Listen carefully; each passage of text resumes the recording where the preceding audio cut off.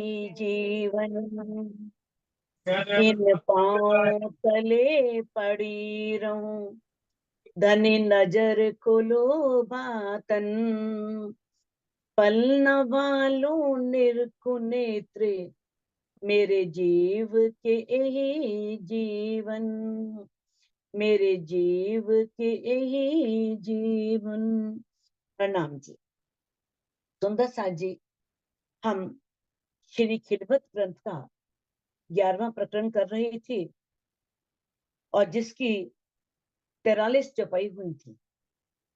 और आपने जाना कि किस तरह से मूल मिलावे में राजी, श्यामा जी, सखियां सब बैठी हुई हैं और उनमें प्रेम भरी वार्ता हो रही है इश्क को लेकर के कि इश्क बड़ा किसका है।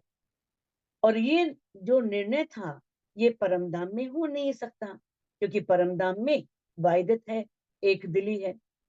तो राजी ने देखो दिल में तो यही रखा था कि सखियों को खेल दिखाना है। ऐसा नहीं है कि राजी नहीं चाहते थे कि वो खेल में जाएं, लेकिन ऊपर ऊपर से डरा रहे थे रूहों को कि माया बहुत तुम्हारे देखने योग्य नहीं है, भूल जाओगी। रिकॉर्डिंग स्टार्ट हुई, एकदम बंद क्यों हो गई पता नहीं।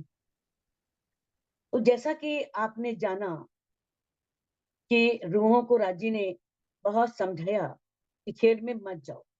तो ये सब क्या हो रहा था? राजी ऊपर से ही कर रहे थे ना, ताकि कल को रूहें ना कहें आपको मालूम था माया ऐसी है तो आपने हमें भेजा ही क्यों। फिर मैंने तो तुम्हें पहले ही समझाया था कि माया में तुम जाओगी तो आग पानी पत्थर को पूजोगी, मुझे भूल जाओगी, अपने अलग घर बना के बैठ जाओगी। तो इस तरह से बहुत सावचेत किया था।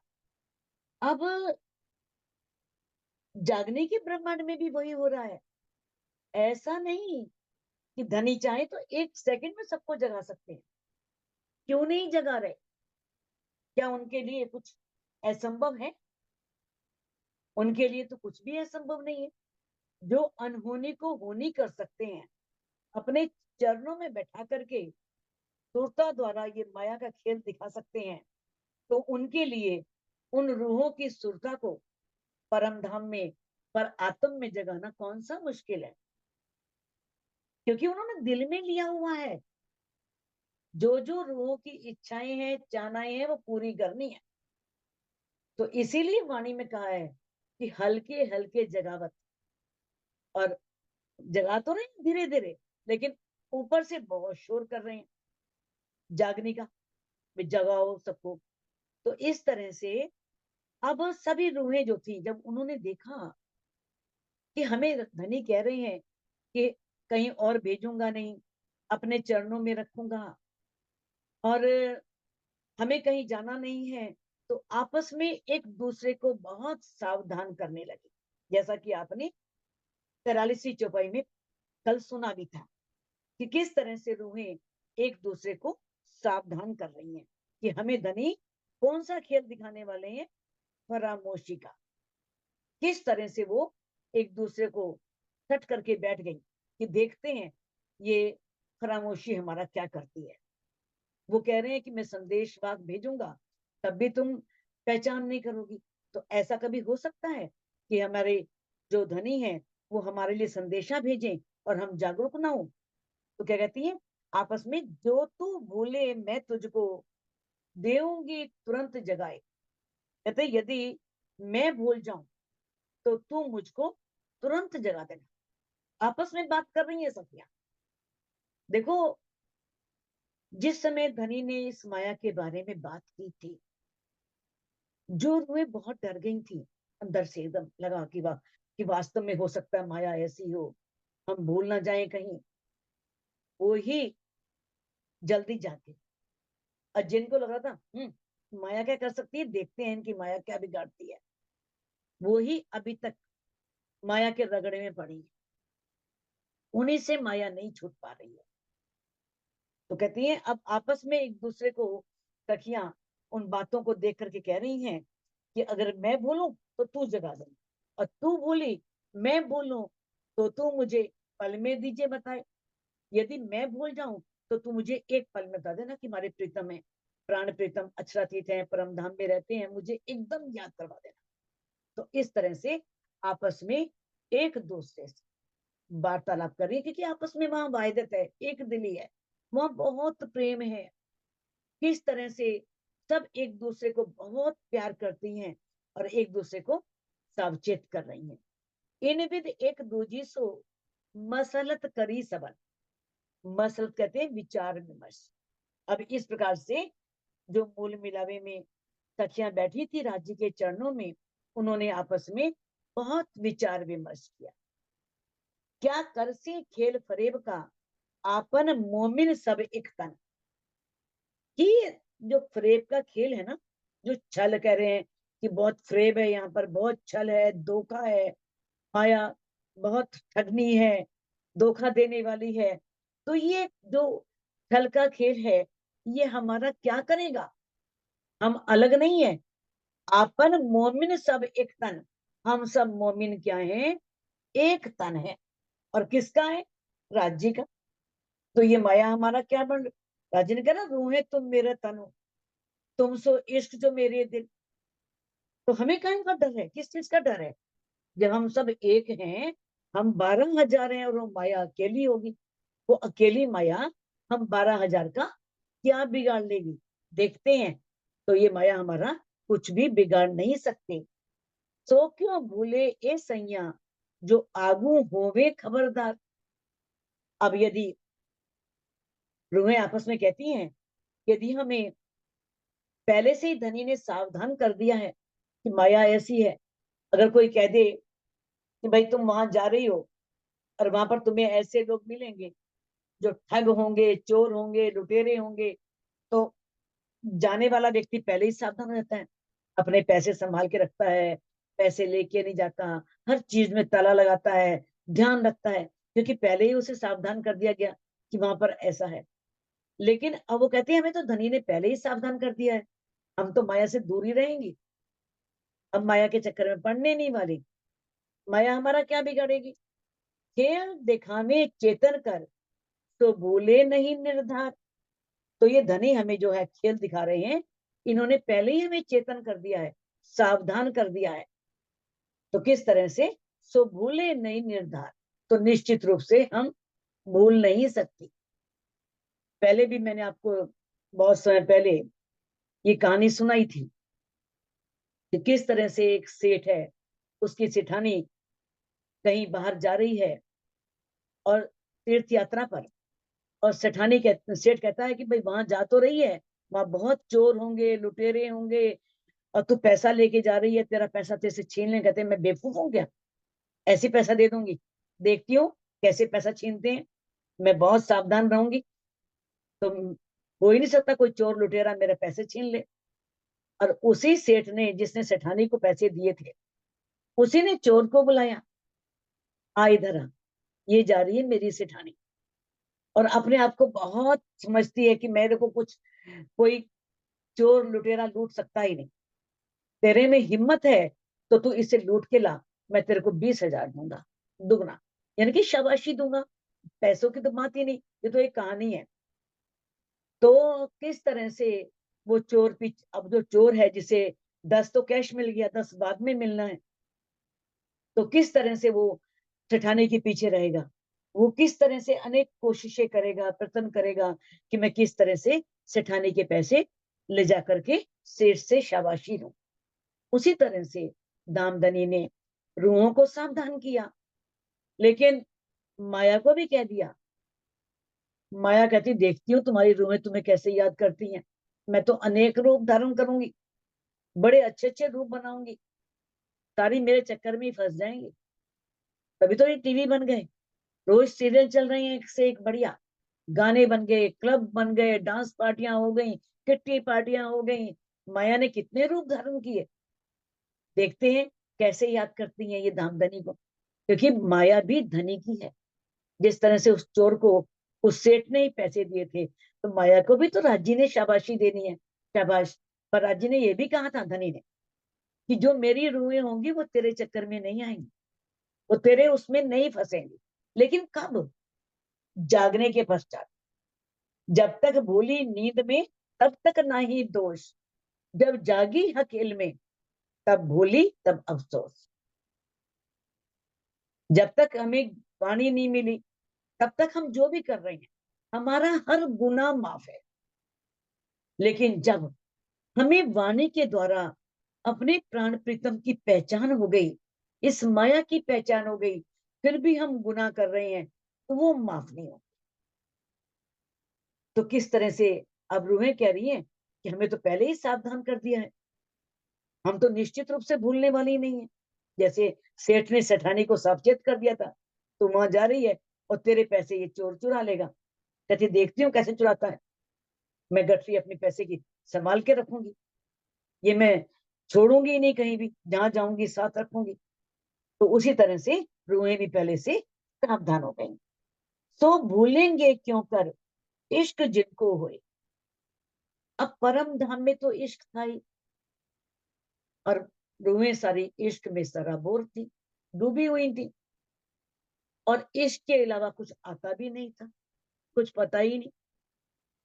जब धामधनी बैठे हैं किस तरह से नवी भवन में, दूरदर्शिका में, और दिखा रहे हैं रूहों को, रूहों वो सामने अक्षरधाम है। रूहों को नहीं सुन रहा अक्षरधाम, रूहों को नहीं सुन रहा अक्षर, वो तो उंगली को देखने में खोई हुई है कि ये उंगली कितनी सुंदर है, इसके नख में कितनी रोशनी है, कितनी गौहर वर्ण की लालिमा लिए हुए, और जो उंगली में अंगूठी पहनी है उसके नख से कितना प्रकाश निकल रहा है। तो वो तो उस उंगली में खोई हुई है, उन्हें क्या अक्षरधाम दिखाई दे और क्या अक्षर का पता लगे। सुन रही है लेकिन पता नहीं। जिस तरह से इस ब्रह्मांड में माया की फरामोशी है, वहां पर रूहों पर इश्क की फरामोशी। वो धनी के इश्क में इतना डूबी हुई है कि उन्हें कोई बात धनी के अलावा सोचती ही नहीं, धनी के अलावा कुछ दिखता ही नहीं।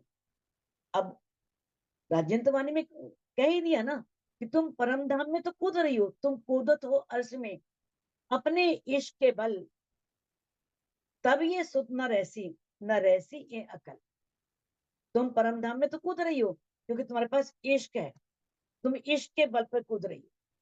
लेकिन जब उस ब्रह्मांड में जाओगी तब यहाँ की कोई याद नहीं रहेगी, ना यहाँ की निजबुद्ध रहेगी, परम धाम की याद नहीं रहेगी। तुम अपने आप को भी भूल जाओगी, मुझे भी भूल जाओगे। अब रूहें कहती हैं कि हम कैसे भूलेंगे, क्योंकि हमें तो धनी से बहुत इश्क है, हम अपने प्राण प्रीतम से बहुत प्यार करती हैं। एक पांव पल जुदाई का क्यों कर सहमे सोए। हम तो धनी से, अपने प्राण प्रीतम से, अपने प्राण वल्लभ से, एक पल होता है ना जो एक पल, उसका चौथाई हिस्से का भी विरह सहन नहीं कर सकते। और देखो इस ब्रह्मांड में आते ही ब्रज में 52 दिन का विरह सहन कर लिया, और जब योग माया के ब्रह्मांड में गई तब एक पल की जुदाई भी सहन नहीं हो रही थी। एक पल में भी इतनी परेशान हो गई थी कि उसे शमशान घाट बोल दिया, क्योंकि एक पल की जुदाई हुई थी। और परम धाम में तो जुदाई है ही नहीं, विरह है ही नहीं। तो कहते जब अपने प्रीतम से एक पल के चौथाई हिस्से जितना भी विरह सहन नहीं कर सकती, तो फिर ये कैसे हो सकता है कि हम धनी को भूल जाएंगे। ये हो ही नहीं सकता। इश्क सबो रूहों पूरन वाहिदत का मुतलक। अब वाहिदत आप जानते हो, वाहिदत एक दिली, जिसके वहां तो इतनी वाहिदत है कि सबके तन भी एक से हैं, मन भी एक से हैं, सबकी सुंदरता भी एक सी है, सबकी शोभा भी एक सी है, सबके दिलों में इश्क भी एक सा है। तो रूहें कहती हैं कि निश्चित रूप से जब हमारे अंदर एक दिली है और सारी रूहों में इश्क भी खूब भरपूर भरा हुआ है, सब अपने प्राण प्रीतम से बहुत प्यार करती हैं, क्यों जरा बैठे जुदाएगी बीच रूहों हाथी हक। तो फिर राज्य में, श्यामा जी में और सखियों में जुदाई की लीला कैसे हो सकती है, परमधाम में कैसे हो सकती है, जहाँ इतना वायदत है, एक दिली है। तो जहाँ इतना भी जुदाई, एक कण के बराबर भी जुदाई नहीं होती, जरा भी जुदाई की नहीं होती, विरह नहीं होता, और जब तक जुदा ना हो तब तक ये बेवरा हो नहीं सकता। तो किस तरह से राजी, श्यामा जी और सखियों के बीच जुदाई की लीला वहां पर कैसे हो, कैसे धनी अलग करें, और जब तक अलग ना करें तब तक ये बता ही नहीं सकते इश्क बड़ा किसका है, ये निर्णय हो ही नहीं सकता। तो कहते हैं किस तरह से एक बहुत रब्द बीच अर्ज के रूहों हक्सो हुआ मजकूर। अब रूहों का धाम धनी से मजकूर में वार्ता, बातचीत, मजकूर का अर्थ स्वीकार करना भी है, मजकूर का अर्थ बातचीत करना भी है। तो यहाँ पर राज्य में और रूहों में ये अक्सर बात होती थी, ये प्रेम में ही झगड़ा होता था कि हम आपसे बहुत इश्क करते हैं। श्यामा जी भी कहती थी, रूहें भी कहती थी, और राज्य कहते थे मैं तुमसे इश्क करता हूँ। तो कहते अर्स बका के हजूरी एक क्यों होवे हक्सो दूर। जो हर समय अर्स बका अखंड परम धाम के हजूरी, मैंने हजूरी बोलते हैं बिल्कुल सामने उपस्थित रहना, पल पल प्रेम में डूबे रहना, हर पल उस आनंद में प्रेम में डूबे रहना। एक क्यों होवे हक्सो दूर, तो ये राज्य से दूर कैसे हो सकते हैं, कैसे अलग हो जाएंगे, हो ही नहीं सकते। जब हम एक ही तन है, यहाँ हमारे अंदर इतना इश्क है, वाहिदत है, और हर समय हम राज्य के पल पल प्रेम में डूबी रहती हैं, तो किस तरह से हम आपसे, अपने प्राण प्रीतम से अलग हो जाएंगे। परम धाम में तो ये बात गले से उतर ही नहीं रही थी, और अब तो हर रोज स्वीकार करेगी और बोलेगी हवे हार्या हार्या हूँ कहू बार के डरी।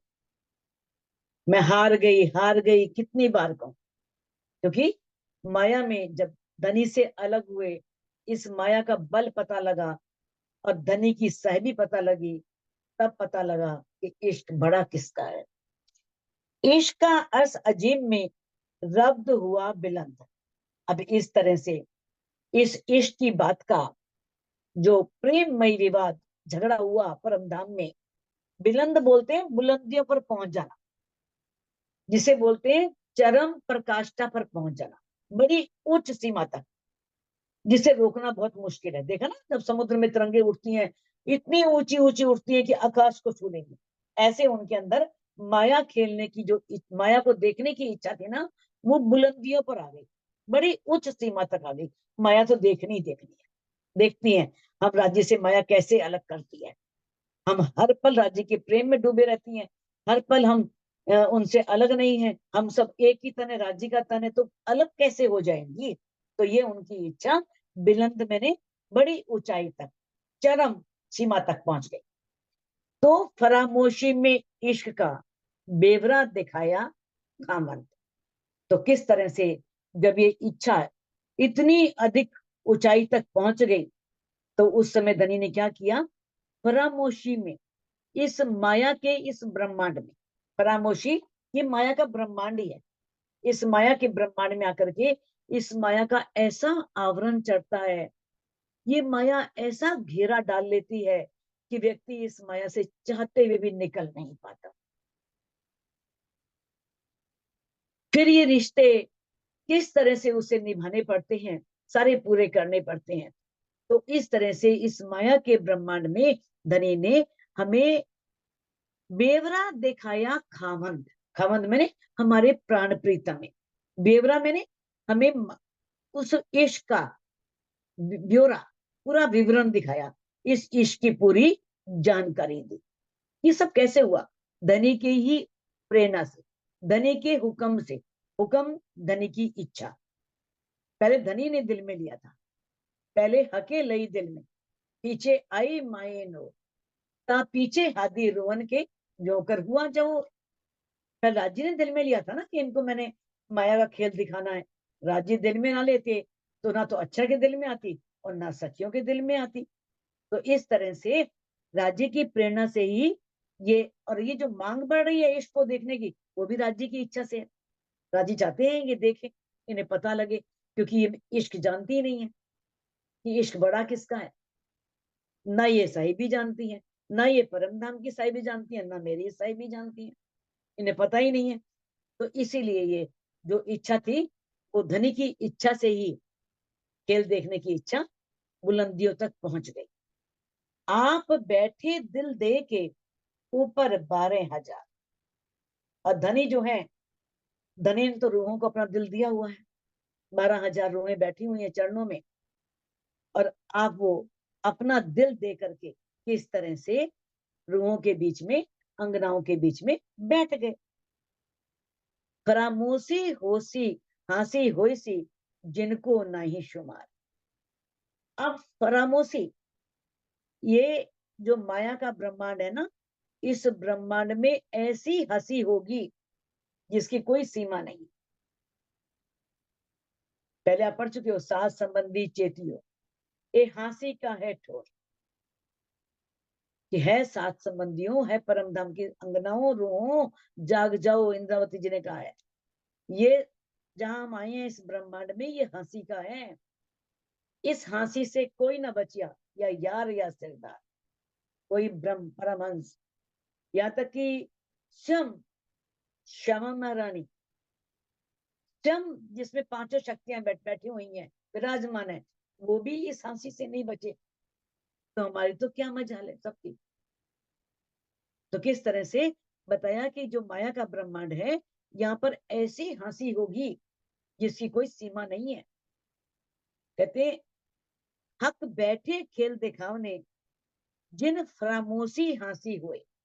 अब धनी माया का खेल दिखाने के लिए उसी मूल मिलावे में सिंहासन पर बैठ गए। कहते और सखियां भी अब सावधान हो गई, सतर्क हो गई कि हमारी माया में हंसी ना हो। जिन फरामोशी हंसी हुई, कि माया में हमारी फरामोशी ना हो, वो भी सावधान हो गई। इश्क हक का आवे दिल में ए फरामोशी हंसी जाने सोए। जिस रूह के दिल में धनी का इश्क आ जाएगा, वो ही रूह जान सकेगी इस माया के ब्रह्मांड में हंसी के बारे में, बाकी रूह नहीं जान सकती। कहते अगर मान लो कोई व्यक्ति किसी भी सांसारिक कामनाओं में, इच्छाओं में या विषयों में फंसा हुआ है, तो वो उस विषय के होने वाले जो बुरे परिणाम है नहीं जान। जो व्यक्ति शराबी है कि तमर्जी को शराब तेरा लीवर खराब कर देगी, सारा शरीर खराब हो जाएगा, उसे नहीं पता, क्योंकि वो शराब में डूबा हुआ है। वो शराब के बिना जी नहीं सकता। वो शराब के दुष्परिणामों को क्या जानेगा। यदि उसने अपनी इंद्रियों को जीत लिया है और वो विषय में डूबना तो दूर, उसके बारे में सोचेगा भी नहीं। वो शराब पीना तो बहुत दूर, शराब के बारे में बात भी नहीं करेगा, क्योंकि उसे मालूम है कि इसका दुष्परिणाम क्या है। वो उनके परिणामों से सावचेत हो चुका है, सावधान हो चुका है। ऐसे ही जो माया में फंसा हुआ है सुंदर साथ, जो वो माया के दुष्परिणामों से नहीं सावचेत होगा, और जो माया से हट गया है, दूर हो गया है, वो माया के दुष्परिणामों को जानता है। वो माया के दुष्परिणामों के बारे में पूरी तरह से चिंतित रहता है, और वो उसमें फंसता नहीं है। जिसे धनी से प्रेम हो जाए, जिसकी आत्मा जागृत हो जाए, वो सिर्फ संसार में दृष्टा होकर खेल देखता है। उसके शरीर को कष्ट हो रहा है, लेकिन उसकी आत्मा आनंद में होती है। उसे जरा भी दुख नहीं होता, जरा भी तकलीफ नहीं होती। तो ऐसे ही सुंदर साथ जो हैं, वो फरामोशी की हंसी को वास्तव में जान सकेंगे। कहते तिन वास्ते हके पैदा करी दई दूर जुदागी जोर। तिन वास्ते, इसीलिए हके धनी ने पैदा किया, ये माया का खेल बनाया, इसीलिए माया खेल बनाया। ऐसा नहीं पहले ये खेल बनता ही नहीं था, ये ब्रह्मांड तो वैसे के वैसे चल ही रहे थे। लेकिन इस वाले ब्रह्मांड के बारे में बात की जा रही है जिसमें रूहों ने आना। और दई दूर जुदागी जोर, जोर मैंने बड़ी जबरदस्त ऐसी जुदाईगी दे दी। परम धाम में तो बैठे हैं गले में बाहें डाल के, सट करके, बिल्कुल अनार के दानों की तरह। लेकिन इस ब्रह्मांड में किसी रूह को विदेश भेज दिया, किसी रूह को असम भेज दिया, किसी को नेपाल भेज दिया, किसी को पंजाब, किसी को गुजरात, किसी को हिमाचल, किसी को उत्तर प्रदेश, किसी को हरियाणा, दूर दूर फेंक दिया। इतनी जोर की जुदाई थी, इस तरह से सबको दूर दूर कर दिया। कहते और नजीक बैठाए सैरक से, यूं दिखाया खेल मरोर। क्या राजी है, क्या धनी, क्या उनकी महिमा। और परम धाम में, मूल मिलावे में उन्हें अपने चरणों में बैठा रखा है, और नजीक बैठाए सैरग से। और इस ब्रह्मांड में भी उनकी श्वास की नली से भी अपने को नजदीक बता दिया कि वो इतने नजदीक हैं, दूर नहीं है तुमसे।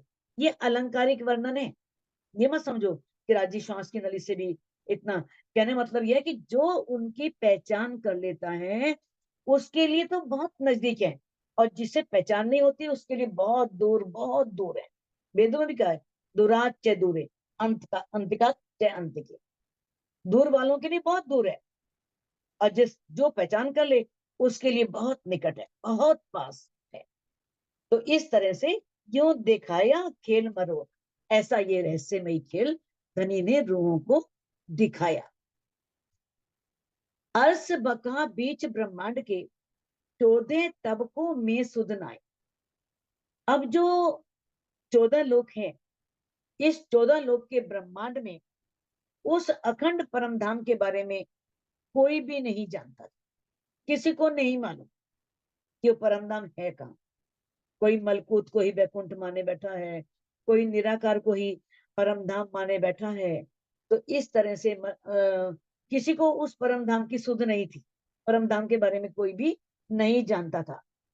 या सैरर से नजदीक गिरो बैठी बकाम आए, जो परम धाम में गिरो बैठी हुई है, ब्रह्म सृष्टियां बैठी हुई हैं, जो धनी के चरणों में बैठी हैं, और सुंदर साथ को ये अनुभव करा दिया कि मैं तुम्हारी प्राण नली से भी अधिक नजदीक हूँ।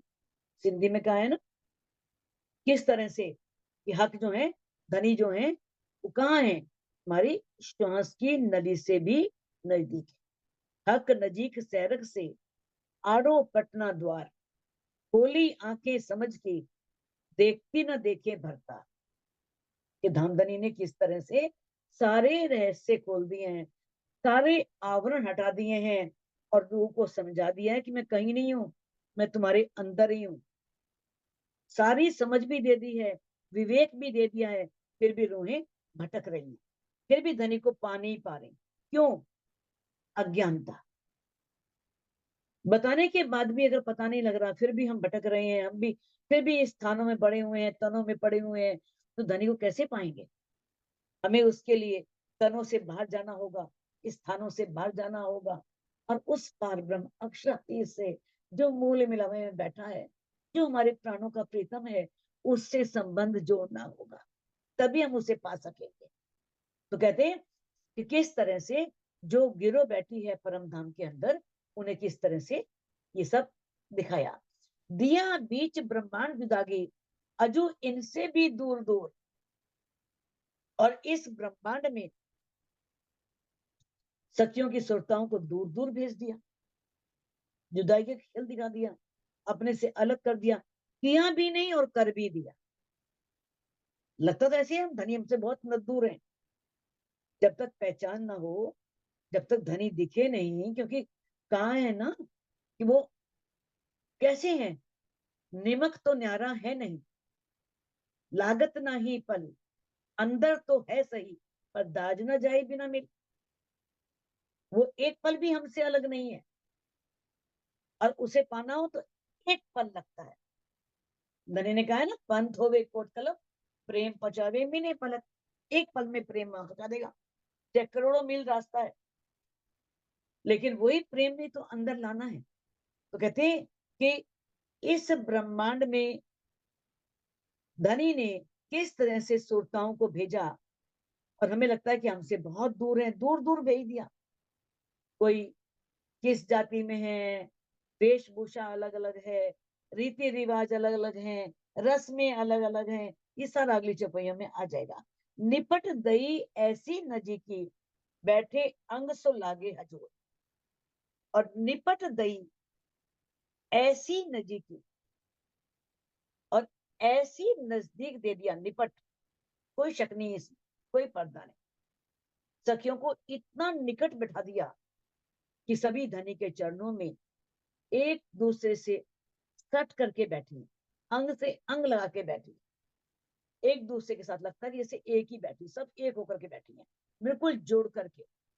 लेकिन सुरता किस तरह से इस माया के ब्रह्मांड में भेज दी। तो सागर ग्रंथ में कहा है दूसरे प्रकरण में, ए मेला बैठा एक हुए के, रूहे एक दूजी सो लाग, आवे न निकसे इत थे, बीच हाथन अंगुरी माग।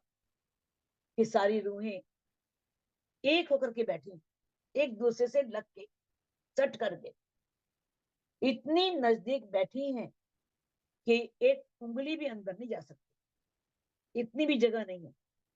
इस तरह से वहां एक होके बैठी। और इस ब्रह्मांड में कितनी ईर्ष्या, कितना द्वेष, ओहो। चाहे जो पास बैठी वाली सखी जो है, जिसे गले में बाहें डाली हुई है, हो सकता है इस ब्रह्मांड में वो हमारी पक्की दुश्मन हो, हम उससे दुश्मनी निभा रहे हैं, क्योंकि अज्ञानता, माया का आवरण, ये हम नहीं कर रहे, आत्म नहीं कर रहे, ये माया करवा रही। कहते हैं ऐसा बुजरक खेल दिखाया। बुजरक कहते हैं बहुत बड़ा, बहुत महत्वपूर्ण, बहुत रहस्यमयी। जैसा साहेब बुजरक तैसा बुजरक इश्क। जैसे धनी इतने बुजरक है ना, सबसे ऊपर है, वो तो आप जानते हो, गीता के द्वारा भी, हर ग्रंथ के द्वारा, कि चर अक्षर अक्षरातीत के बारे में सारा पता है आपको, सब जानते हैं कि सबसे ऊपर कौन है, अक्षरातीत है, जिसे उत्तम पुरुष कह दिया है, जिसे बाइबल में सुप्रीम ट्रुथ गॉड कह दिया है, इज वन, वो एक है। तो इस तरह से वो सुप्रीम है, उत्तम है। ऐसे उसकी जो इश्क भी तो उतना ही उत्तम होगा, उतना ही बड़ा होगा, और उसके द्वारा बनाया हुआ खेल भी ऐसा होगा, इतना रहस्यमय होगा। जैसे धनी है वैसे ही तो सब कुछ होगा ना, माया भी उतनी बुजरक होगी, माया की बनाया हुआ खेल भी उतना ही बुजरक होगा, उतना ही महत्वपूर्ण होगा, उतना ही रहस्यमय होगा। ऐसा ना देखिया कब, इससे पहले ऐसे ब्रह्मांड नहीं बने, ऐसा कभी नहीं हुआ, ना पहले कभी हुआ, ना कभी आगे होगा, जो इस ब्रह्मांड में हुआ। तो ये खेल भी माया का जो है बहुत बुजरक है, बहुत महत्वपूर्ण है। ये बातें हासी फरामोशी की, कल से इश्क ले अब। जब एक रूह के अंदर इश्क आ जाएगा ना, तो इश्क आने के बाद वो इस माया के ब्रह्मांड में हंसी की बातें करेगी। वो जानेगी कि कैसे, जो जाग चुकी है, जो घूमट जी में परमहंस हमारे ब्रह्म मुनि बैठे हैं, वो आनंद ले रहे होंगे, देखो वो क्या कर रही है, देखो वो क्या कर रही है, ये भी हंसी कराएगी और ये भी हंसी कराएगी। क्योंकि जिन्होंने इश्क लिया उनकी आत्मा जागृत हो गई, और जागृत होकर के वो इस माया के ब्रह्मांड की हंसी को देख रहे हैं कि किस तरह से ये चतुराई लिए बैठी है, किस तरह से इलम की चतुराई लेकर के बहुत बड़ी विद्वान महाराज बनी बैठी है ये रूह।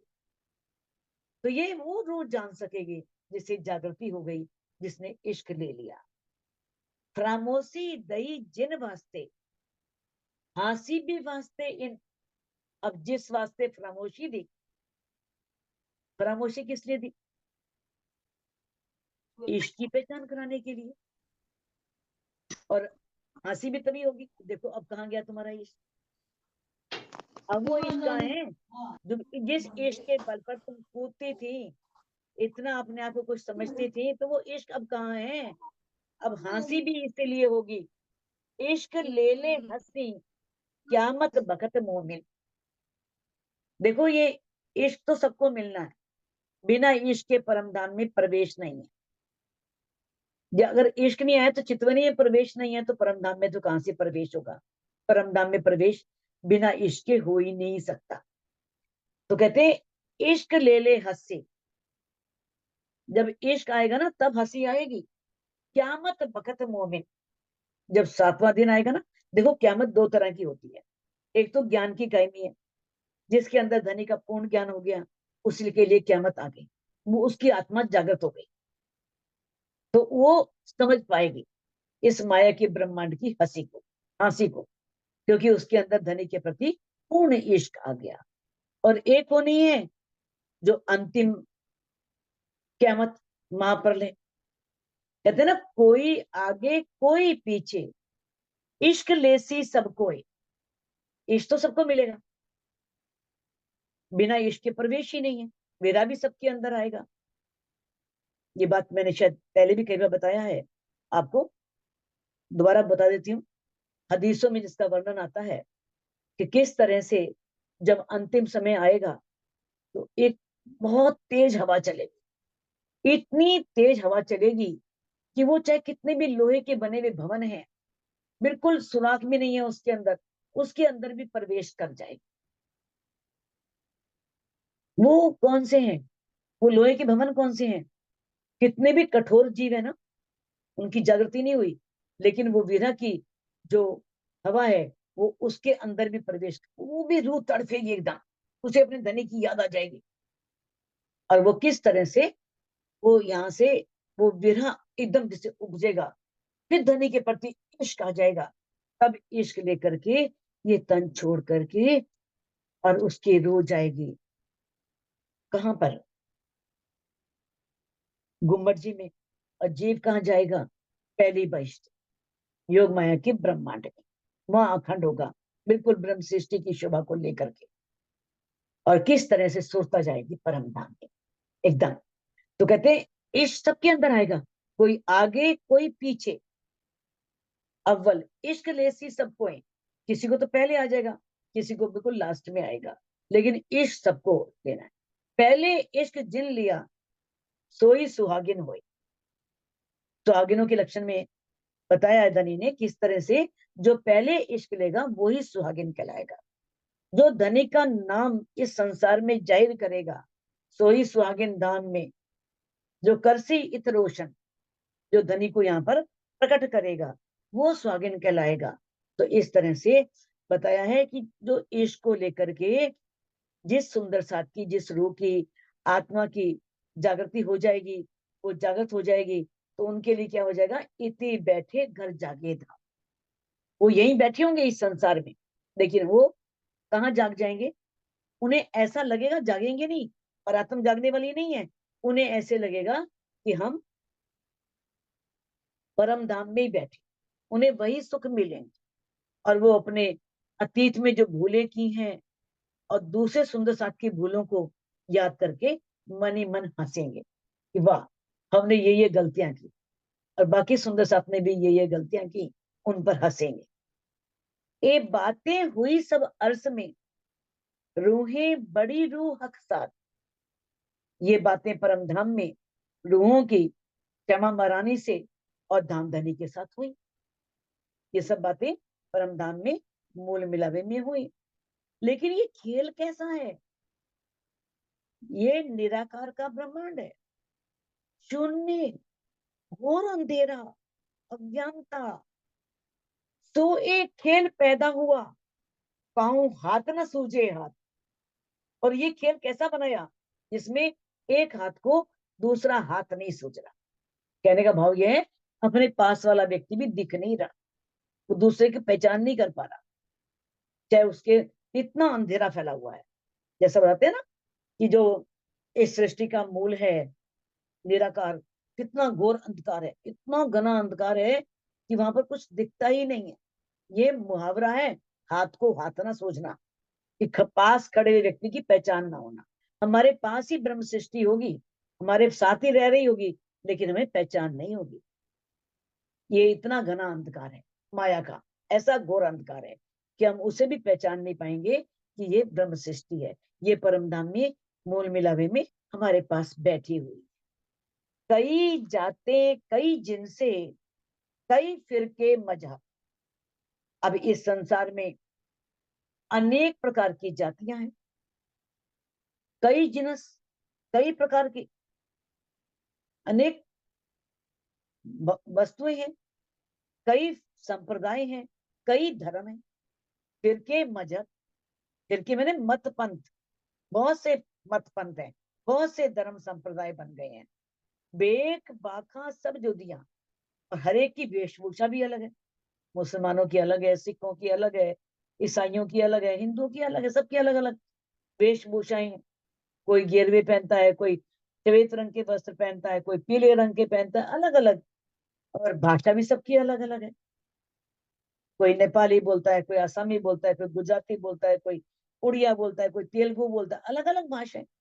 हक को ढूंढे सब, लेकिन किसे ढूंढ रहे हैं? वो पार ब्रह्म की खोज कर रहे हैं।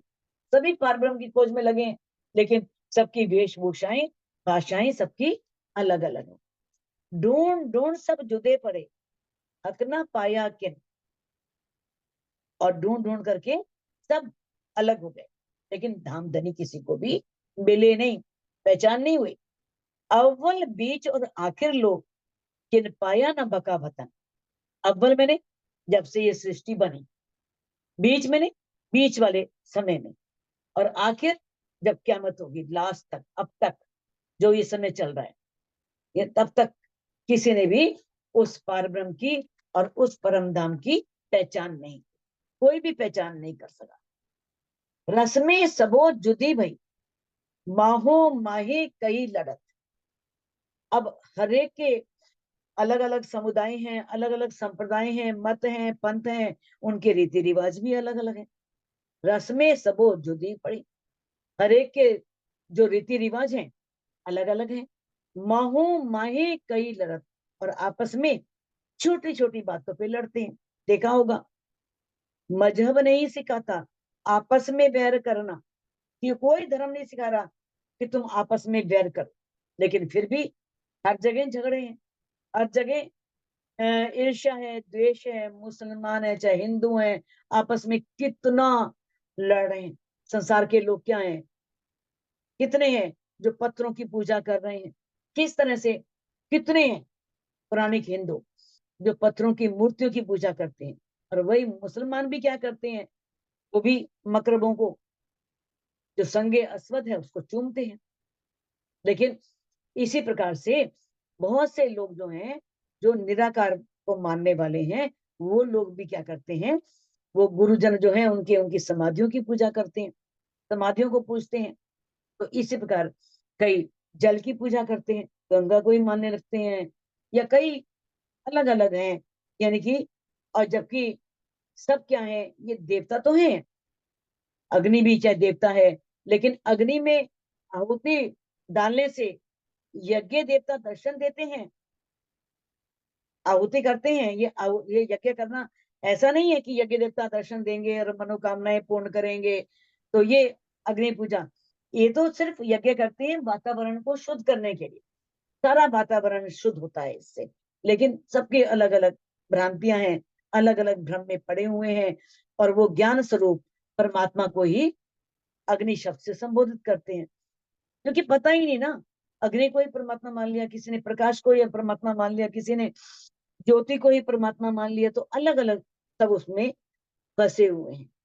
और जबकि वैदिक विचारधारा जो है, उसके अनुसार अग्नि में आहुति डालने का मतलब क्या होता है, सारे वायुमंडल को स्वच्छ करना, शुद्ध करना, न कि काल्पनिक देवताओं को खुश करना। और उसमें आहुति डालते हैं, इंद्राय नमः, सूर्याय नमः, कितने देवताओं का नाम नाम लेकर के आहुति डालते हैं। ये उन्हें प्रसन्न करने से नहीं है, ये सब प्रसन्न रहेंगे तो वातावरण शुद्ध होगा, वातावरण साफ होगा। ये ऐसा खेल अंधेर का, सब कहे हम बुझ, और कोई भी अपने को छोटा मानने को तैयार नहीं है।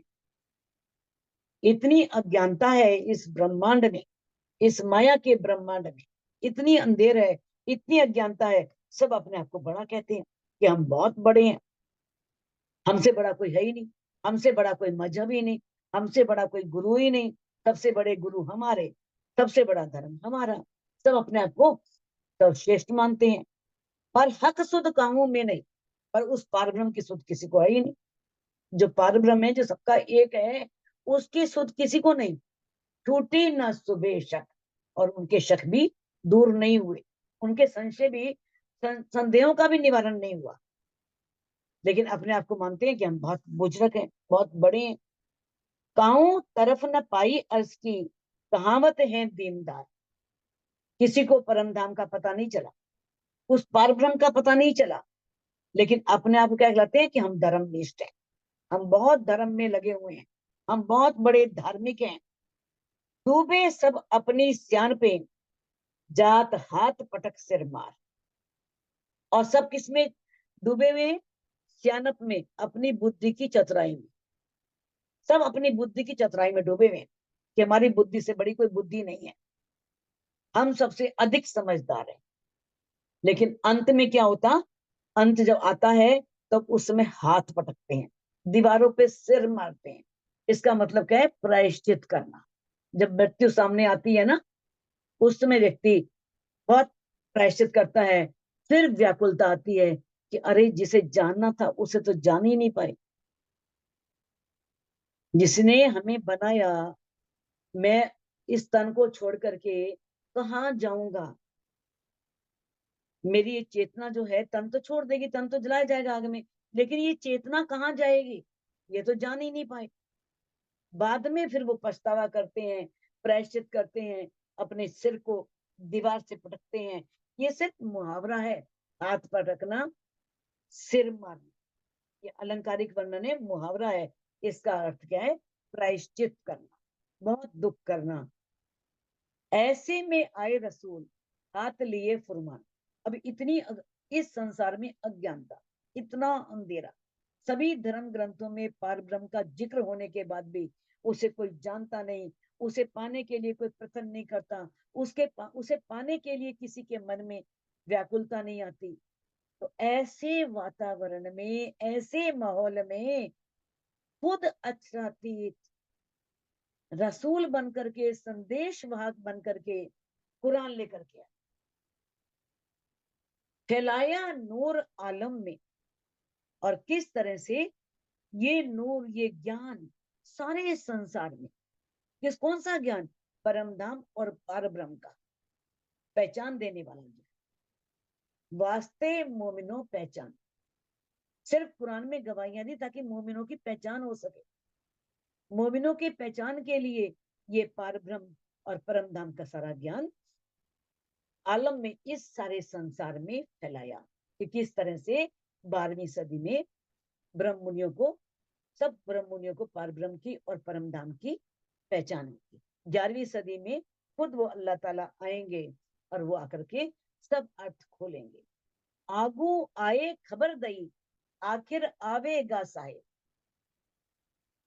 अब इस संसार में आने से 1100 वर्ष पहले आगू आए, 1100 वर्ष पहले आकर के ही ये सूचना दे दी कि आखिर में वो साहिब आएगा, वो सजदानंद परमात्मा, वो पूर्ण ब्रह्म, वो अल्लाह ताला आखिर में आएगा। रू अल्लाह इमाम उम्मत, ओसी नाजी मजहब। किस तरह से तब शामा जी, इमाम प्राणनाथ जी, आखिर जमा इमाम मेहंदी जिसे बोलते हैं, और उम्मत मोमिन यानी कि ब्रह्म मुनि सब प्रकट होंगे। और उस समय ओसी नाजी मजहब, नाजी मजहब का अर्थ क्या है? जो नारी फिरके नहीं, उस समय एक नाजी फिरका होगा। उस समय एक निजानंद संप्रदाय होगा जो पारब्रह्म की पहचान देगा, जो परम धाम की पहचान देगा। तो ऐसा नाजी मजहब होगा, ऐसा निजानंद संप्रदाय, ये धर्म होगा।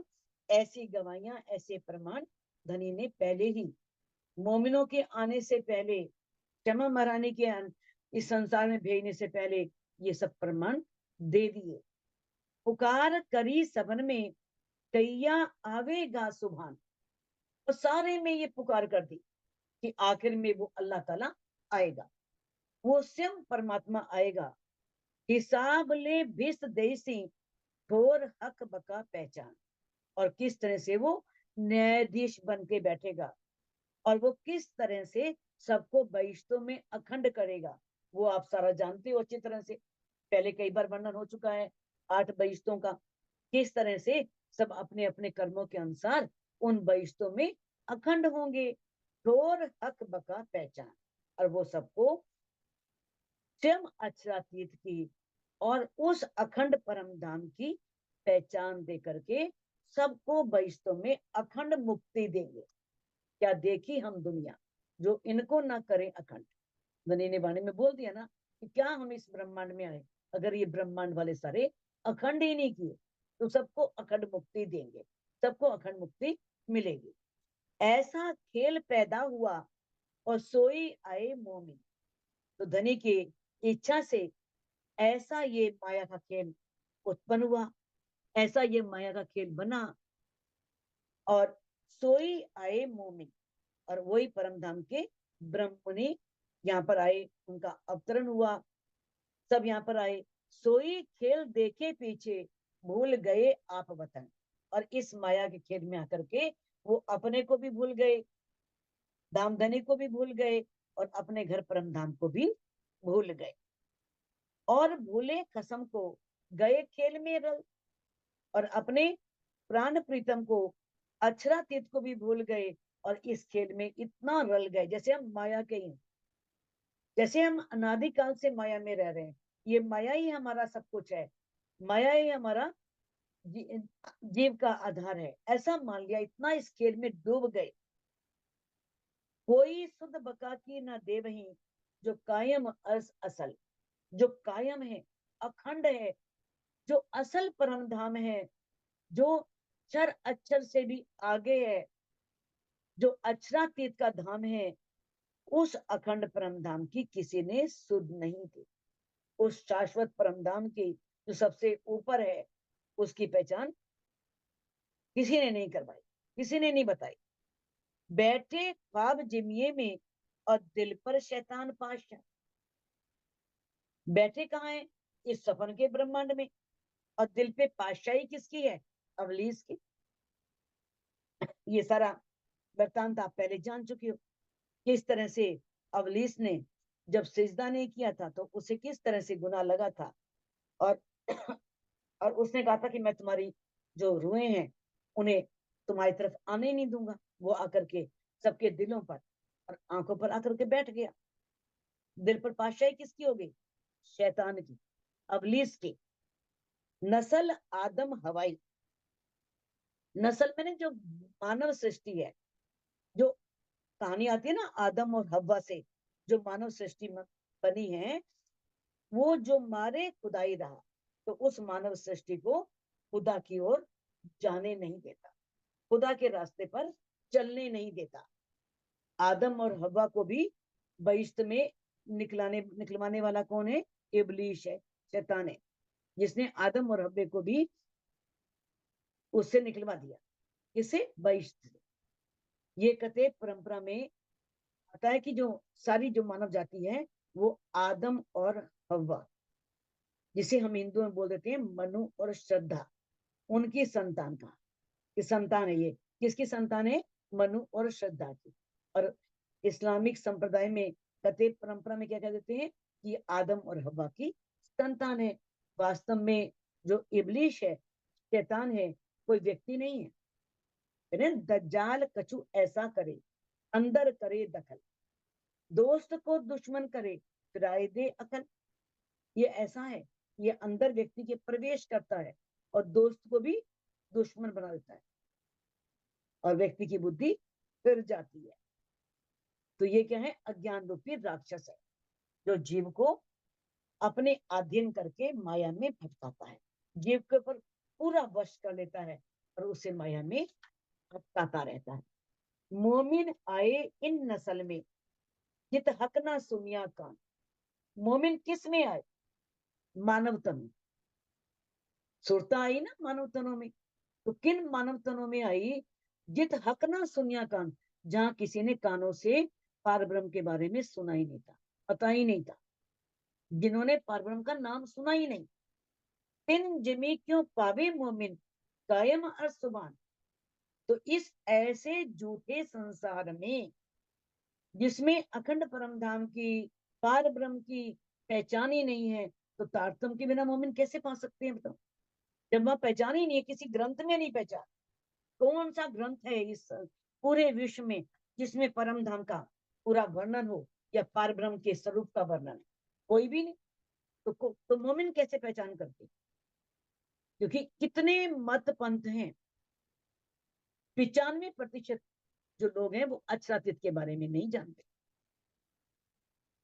और जितने भी धर्म ग्रंथ हैं उसके आधार पर भी 5% लोग इन शब्दों को पढ़ते तो हैं, लेकिन तारतम्य ज्ञान न होने से उन्हें अक्षरातीत की पूर्ण पहचान नहीं हो।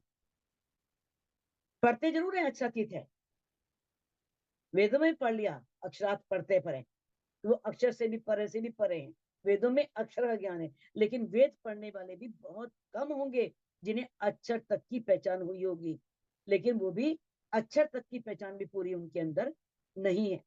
तो किस तरह से बताया है, मोमिन आए जुदे जुदे, जुदे जाति जुदे रदेश। सुंदर सा जी बहुत सरल है, इसलिए मैं इसको सिंपल कर रही हूँ, व्याख्या की जरूरत नहीं है, क्योंकि वही बातें बार बार आ रही हैं जो आपको सब पता है कि मोमिन जो है वो किस तरह से अलग अलग आए हैं, अलग अलग देशों में आए हैं, अलग अलग जातियों में आए हैं, अलग अलग उनके रीति रिवाज हैं, अलग अलग परंपरा, सब अलग अलग बढ़ गए। जुदे मुलक मुजहब जबे, मजहब जुदे, और उनके मुल्क भी, देश भी अलग अलग हैं, आचार विचार भी अलग हैं, धर्म भी अलग अलग है। कोई तो किस धर्म में बैठी है रूह, कोई किस धर्म में बैठी है, धनी किस तरह से उन्हें खींच खींच करके ला रहे हैं। जुदी बोली जुदे वेश, उनकी बोली भी अलग है, वेशभूषाएं भी अलग है। तो पहचान कैसे हो जब तक ये तारतम वाणी फैले नहीं, तारतम वाणी सब तक पहुंचे नहीं, तो पहचान कैसे करें? क्योंकि ब्रह्मवाणी किसी एक संप्रदाय के लिए नहीं आई है, ब्रह्मवाणी सभी संप्रदायों के लिए आई है, सबको एक करने के लिए आई है, उस पार ब्रह्म की पहचान कराने के लिए आई है। इसकी जो ज्ञान है, ये ज्ञान सिर्फ एक मानव मात्र के लिए नहीं है, सबके लिए है। वाणी का ज्ञान जो है वो किसी देश, स्थान, जाति, संप्रदाय में कोई भेदभाव नहीं करता, सब उसके लिए बराबर है। जो भी पार ब्रह्म की पहचान करे वो पार ब्रह्म के शरणागत आ जाता है, उसके आश्रय में आ जाता है। 14 तबक की दुनी को काओ खबर खुदा की नाए, इस 14 लोक के ब्रह्मांड में किसी को भी खुदा की खबर नहीं थी, खुदा के बारे में कोई जानता नहीं था। ऐसे किए मोहरे खेल के, ऐसे खेल के मोहरे बनाए, ऐसा खेल किया, ये भी मिल गए तिन माही। मोहरे कौन से हैं? ब्रह्मा विष्णु महेश, जो मुखे हैं वो भी इसमें आकर बोल गए, यानी कि माया में बोल करके ब्रह्ममुनि भी किनकी पूजा करने लगे? ब्रह्मा विष्णु महेश की, उनकी पूजा करने में सब में शामिल हो गए। चाहे वो नारायण की पूजा कर रहे हैं, उन्हें भी अच्छातीत की पहचान नहीं है, ब्रह्मा जी की पूजा कर रहे हैं, कोई विष्णु कर रहा है, कोई शिव की कर रहा है, जो कि इस माया के खेल के अग्रगण्य है, उन्हीं की पूजा कर रहे हैं। दुनिया 14 तबक में काऊ खोली नहीं किताब, इस 14 लोक के ब्रह्मांड में आज तक किसी भी धर्म ग्रंथ में, चाहे वो वेद है, कुरान है, उसके गूढ़ भेद किसी ने नहीं, रहस्य उसके किसी ने नहीं खोले। साहिब जमाने का खोलसी यही सिर किताब, जो इस जमाने का साहिब है, जो खुद पार ब्रह्म है, जो पूर्ण ब्रह्म परमात्मा है, जो सच्चिदानंद है, वो आकर के, वो प्राणनाथी उन सबके अर्थों को खोलेंगे। ये शोभा उन्हीं की है, वो खुद आकर के उन रहस्यों को, वेदों के, कुरान के सभी रहस्यों को खोलेंगे। कुंजी लियाए रू अल्लाह, दई हाथ इमाम। अब चाबी कौन लेकर के आए? तारतम वाणी कौन लेकर के आए? क्षमा महारानी। और उन्होंने किसके हाथ में दी? आखिरुल जमा इमाम में दी, जिन्हें प्राणनाथ जी कहा गया है, जिन्हें सजदानंद कहा गया है। तो गिरो मोमिन मिलाए के करसी सिजदा तमाम। तो ऐसे वो जो प्राणनाथ जी हैं, जो इमाम मेहंदी हैं, वो सारे मोमिनों को इकट्ठा करके क्या करेंगे? उस पार ब्रह्म पर, उस अक्षरातीत पर, उस युगल स्वरूप पर सिजदा नवाएंगे। क्योंकि पुराण संहिता में भी कहा है कि अगाध अज्ञान जलधु पतितासु प्रयासु चा, कि इस घने अज्ञानमयी ब्रह्मांड में, ये ब्रह्मांड क्या है? अज्ञानता का समुद्र है। इस समुद्र में वो ब्रह्म मुनि, ब्रह्मात्माएं आकर के गिर जाएंगे। स्वयं कृपाम बोधो ममज पुरुषोत्तमा, वो उत्तम पुरुष स्वयं आकर के उन्हें बाहर निकालेंगे। ऐसा पुराण संहिता में कहा गया है, उसमें 31वें प्रकरण ये बात आई है कि किस तरह से। और वेदों में भी कहा है ब्रह्म विदो ब्रह्म में भवती, कि जो ब्रह्मात्माएं हैं वो ब्रह्मा के समान ही होती हैं। तो इमाम मेहंदी, प्राणा जी, इमाम मेहंदी, ये सब एक ही शब्द हैं। और किस तरह से वो आकर के कुरान की भाषा में सिजदा बोल देते हैं, बाइबल में इसे क्या बोल देते हैं, he will persuade many of a few to turn of the Lord this gave, कि किस तरह से वो आकर के जब उस जो लॉर्ड ऑफ गॉड, गॉड का जो लॉर्ड है, गॉड जानते हैं आप, generator, operator, destroyer, Brahma Vishnu Mahesh, जो उनका भी लॉर्ड है, जो उनका भी परमात्मा है, वो आकर के किस तरह से उन पर सिजदा करेंगे सब। तो ये बातें सारी सभी ग्रंथों में स्पष्ट रूप से कही गई हैं, लेकिन कोई इनके रहस्यों को जानता नहीं है। तो 11वीं सदी में ने कोसी जाहिर हकीकत, अब ये वास्तविकता, ये सच्चाई 11वीं सदी में आकर के जाहिर हो जाएगी। 11वीं सदी में सब हकीकत, सब वास्तविक ज्ञान, ये सत्य प्रकट हो जाएगा। हादी मोमिन जानसी हक की इशारत, कि जो उस पारब्रह्म ने जो बातें इशारों में कही हैं, जो गुज बातें कही हैं, जो रहस्यमय बातें कही हैं, वो कौन जानेंगे? सिर्फ मोमिन जाने, मामती जी और सुंदर साथ, उनकी पहचान को सिर्फ वही ग्रहण करेंगे। हमारी क्षमा महारानी और मोमिन, हादी मोमिन यही जानेंगे और कोई नहीं जानेगा उनको, वही ग्रहण करेंगे। अव्वल करी बातें अर्स में वास्ते मोमिनो न्यामत, अब राजी ने अव्वल जब इश्क रब्द के प्रारंभ में ही ब्रह्म सृष्टियों को न्यामत देने की बात की थी, मैं तुम्हें न्यामतें दूंगा, मैं तुम्हारे लिए संदेश लेकर के आऊंगा, सारी बातें कही थी। कुंजी किताब सबे ले आए, इसीलिए वो किताबें भी लाए, किताबों में सब प्रमाण भी दिए, चाहे जिब्रिल के द्वारा दिए या किस तरह से अक्षर की आत्म में जिब्रिल जोश का फरिश्ता आकर के सब बातें कहता गया, दिखवाता गया। तो किस तरह से अब वो सब बातें तो कह दी, लेकिन कुंजी किसको दी? श्यामा जी को। श्यामा जी तारतम ज्ञान लेकर के आई, उन्हें खोलने की चाबी लेकर के आई। सोई फुरमान ले आए और उन्हीं के दूसरे जामे से धर्म ग्रंथों के इन रहस्यों को खोलने का और ब्रह्मवाणी के अवतरण की शोभा दी। उन्हीं की जामे से क्षमा मरानी, तो क्या है ना, रू अल्लाह दो जामे पैरसी दूजे ऊपर मुद्दार, लाने वाली तो रू अल्लाह क्षमा मरानी है, लेकिन जब वो दूसरा जामा पहनेंगी प्राणा जी के तन में, तब वो सब जो है रहस्य खुलेंगे। तो कहते हैं किस तरह से, पहले कहूं अव्वल की हक हादी हुक्म, अव्वल क्या है? जो परम धाम, मार्फत सागर की चौपाई है ये, जहां पे राजी हैं, श्यामा जी हैं और अक्षर ब्रह्म। मोमिन दिल अर्श में हके धरे कदम, और मोमिनों के दिल को अर्श बना करके राजी ने उसमें अपने चरण रखे। तो किस तरह से ग्रंथ में भी कहा है, साहेब के हुक्म में वाणी गावत है मामत, मामती जी के तन को शोभा मिली है, लेकिन वास्तव में इच्छा किसकी है? साहेब की। साहेब चाहते थे ये वाणी आए और इस वाणी के माध्यम से मेरी रूहें जाग करके परमधाम वापिस आए। सो मिली जागत रूहन की जिन वास्ते किया खेल, जिन ब्रह्म मुनियों को, ब्रह्म सृष्टियों को खेल दिखाने के लिए ये संसार बनाया था, तो ये ब्रह्मवाणी, ये कुलजम वाणी उन्हीं को मिली और उनके प्रकाश में ही वो सब एकत्रित होने लगी, जागृत होने लगी। तो हक भी आए इन बीच में, सो कहे वचन माहे लैल, और इस लैल, लैल बोलते हैं अज्ञानता में रात्रि, ये संसार, इस संसार में शिव अक्षरातीत भी आए और उन्होंने ये हमें अलौकिक ज्ञान दिया, ये वचन दिए, किस लिए? हमको जगाने के लिए, हमें जागृत करने के लिए। लैल गई पुकारते आया बखत फजर, अब वो लैल कौन सी है? अज्ञानता में रात्रि, लंबी रात्रि है ये, ब्रज में, रास में, अभी जागने के ब्रह्मांड में। धनीषी देवचंद जी के तन में भी तारतम आया, लेकिन उसे भी अज्ञानता की रात्रि कहा गया, क्योंकि उस समय रूहें जागृत नहीं हुई। किस तरह से, जब तक निज घर की वाणी नहीं उतरी, सागर श्रृंगार खिलवत परिक्रमा ये ग्रंथ नहीं उतरे, तब तक सुंदर साथ की जो आत्मिक दृष्टि है वो जागृत नहीं हो सकती थी। इनसे ही उनकी आत्मिक दृष्टि जागृत हुई, उन्हें युगल स्वरूप का पता लगा और उन्होंने किस तरह से चितवनी के माध्यम से उनका साक्षात्कार किया।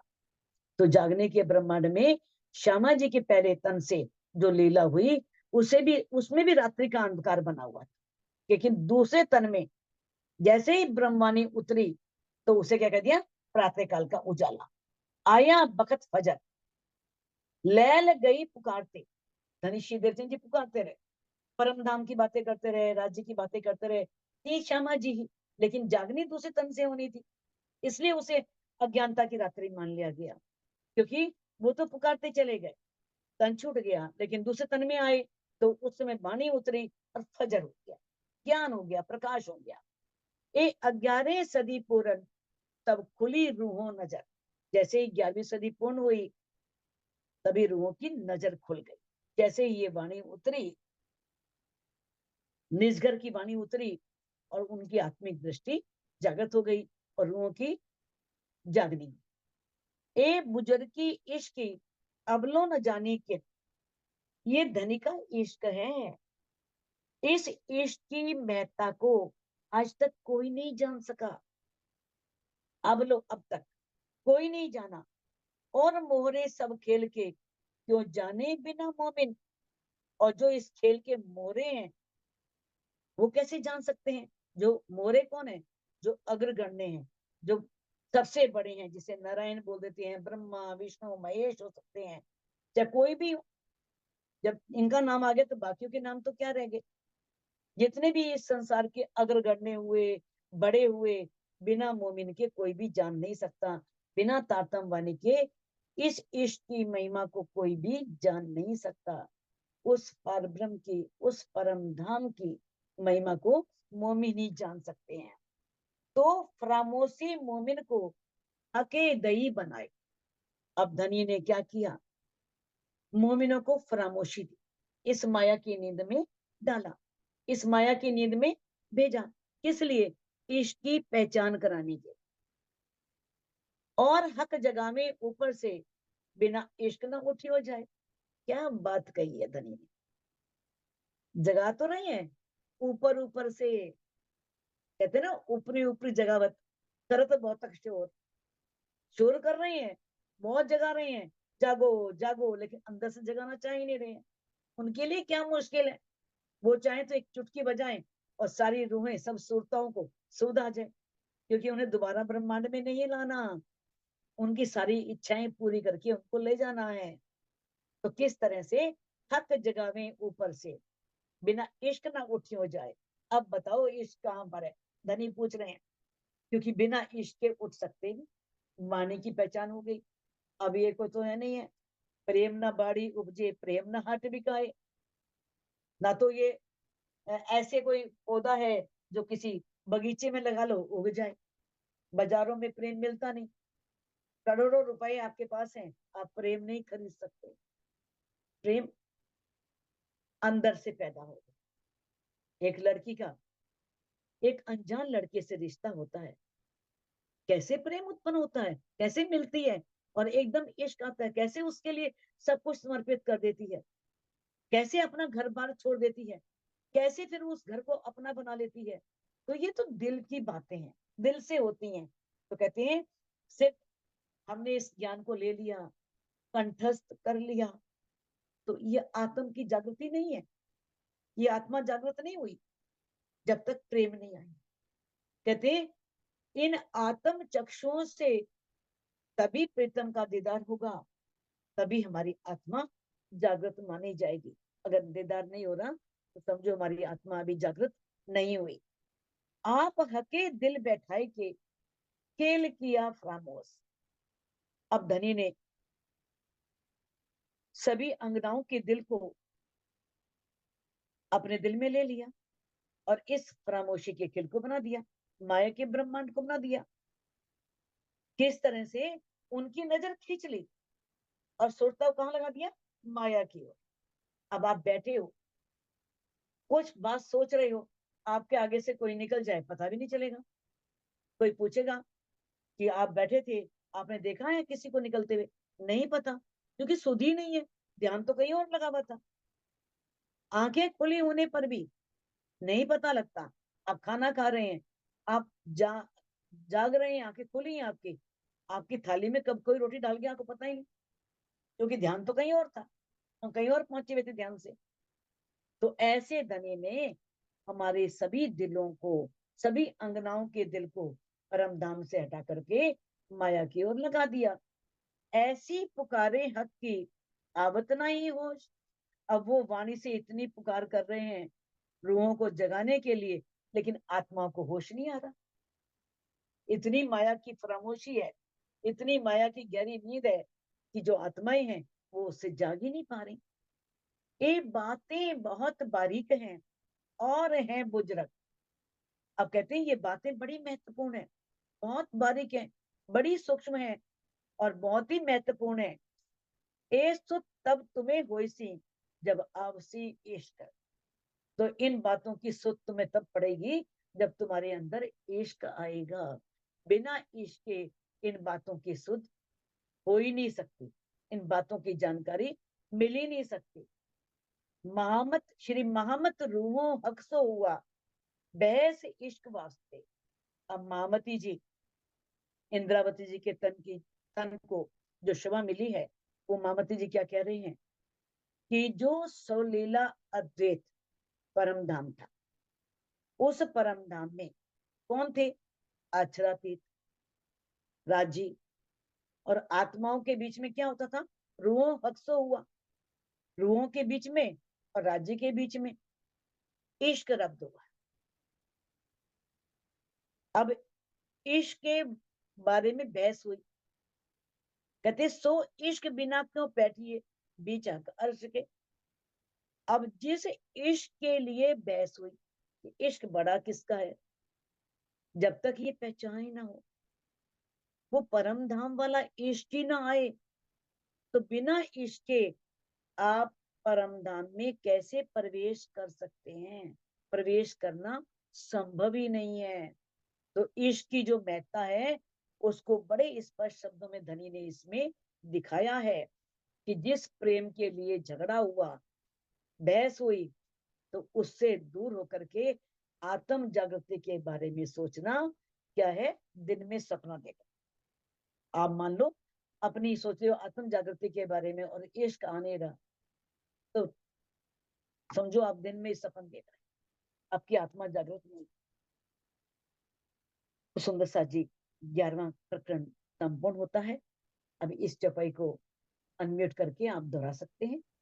श्री महामत रूहों हक सो हुआ, श्री महामत रूहों हक से हुआ बहस इश्क वास्ते, बहस इश्क वास्ते बहस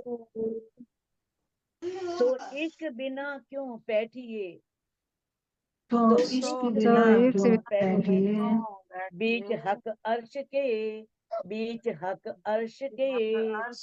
बीच बोलो श्री प्राणनाथ प्यारे की